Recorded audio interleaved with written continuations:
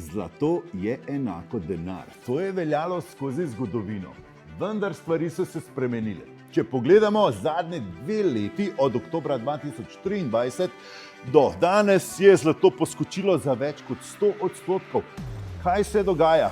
Kdo tišči to ceno gor? Centralne banke so tiste, ki kupujejo zlato. Da bi bolje razumeli, se moramo vrniti nazaj v preteklost. Po drugi svetovni vojni, od leta 1950, poglejte, zlato je bilo konstantno isto. To pomeni, da je bil $1 dejansko 1 gram.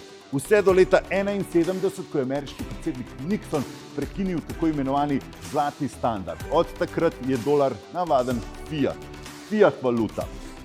Zlato pa je postalo naložbeni razred in zlato je potem začelo rasti. Ampak ni konstantno raslo. Če bi zlato recimo kupili v 80-ih, ko je bila zlata mrzlica tukaj, pravzaprav, poglejte, ne bi imeli donosa do leta 2006.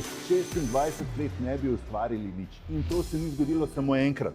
Po gospodarski krizi leta 2011, če bi tu na vrhu kupili zlato, vse do pandemije 2020 ne bi ustvarili nič.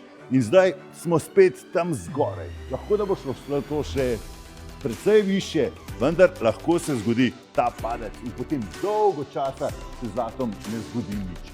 Če primerjamo zlato in delnice, kaj torej dviguje ceno zlata? Ko nekdo reče, jaz sem za ta kos zlata pripravljen dati več, nekdo spet dal več. Pri podjetjih pa gledamo prihodke, dobiček, stroške, razvoj, povečuje se prodaja. Torej, če primerjamo poprečni donos letne rasti zlata in S&P 500. S&P 500 je indeks 500 največjih ameriških podjetij.